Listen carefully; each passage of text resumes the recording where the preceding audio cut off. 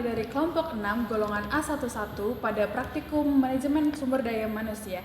Nah, di sini saya Stefani Patricia dengan NIU 521367 dan teman saya Laudekia Epipanis Hambunan dengan NIU 514227. Saya Bernadetta Clarissa dengan NIU 517513.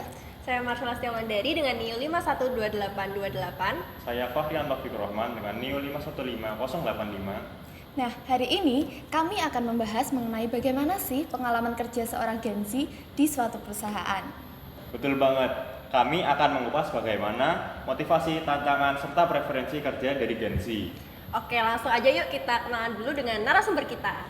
Check it out. bye-bye.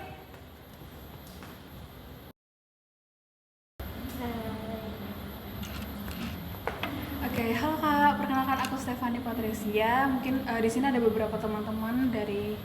Aku Deta. Aku Marcel. Kurian. Aku Laudek. Oke, mungkin biar lebih kenal lagi, mungkin kakaknya boleh berkenalan dulu dari nama, fakultas, prodi, angkatan, dan asal universitasnya, Kak. Oke, hai semua, nama aku Marianisa dan asalnya dari Visipol, mahasiswa ilmu komunikasi angkatan 2022 Universitas Gadjah Mada. Kalau boleh tahu Kak, kakak bekerja di mana dan sistem kerjanya itu gimana sih? WFO atau WFH?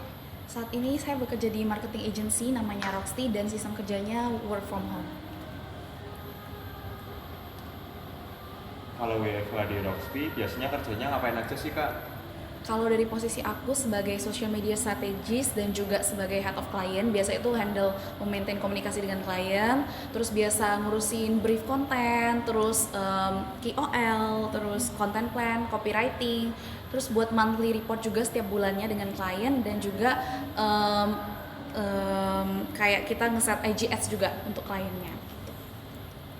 Kalau dari kakak sendiri sebenarnya apa sih kak yang memotivasi kakak untuk bekerja di perusahaan tersebut?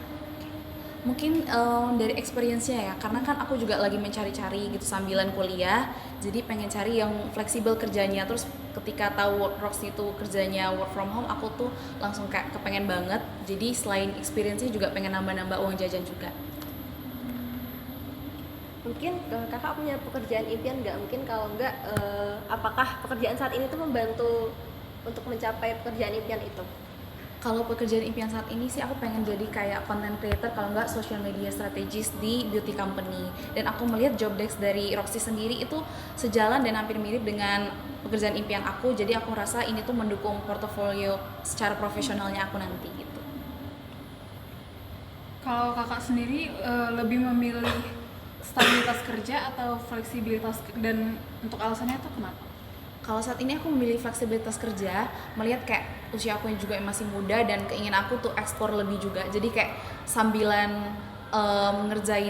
sambilan nambah dengan bekerja, aku bisa cari-cari dari hal lain gitu. Jadi nggak terikat pada suatu pekerjaan saja. Kalau menurut kakak lingkungan kerja yang ideal itu seperti apa sih?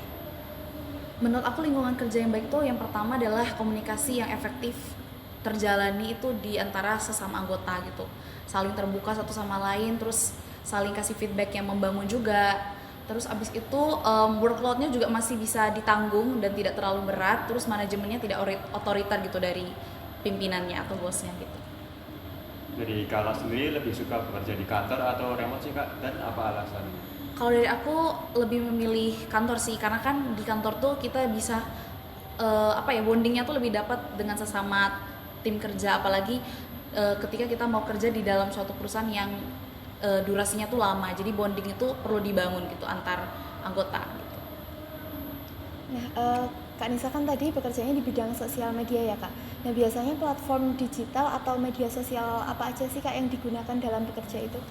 Yang paling sering itu adalah kayak Instagram, terus TikTok kan, karena kita mau cari referensi konten-konten yang mau kita kasih nih ke klien. Jadi itu tuh penting banget malah untuk aku untuk memakai sosial media dan juga hal-hal berbau digital gitu.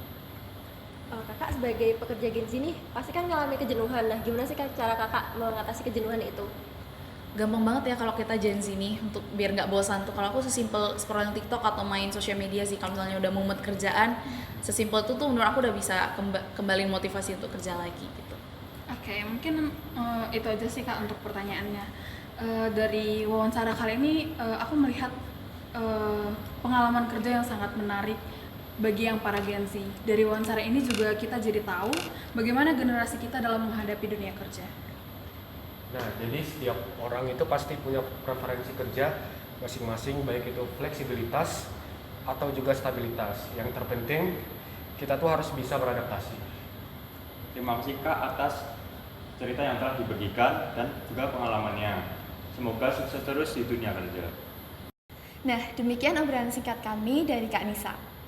Semoga video ini bisa memberikan inspirasi dan wawasan baru bagi teman-teman semua. Sampai jumpa.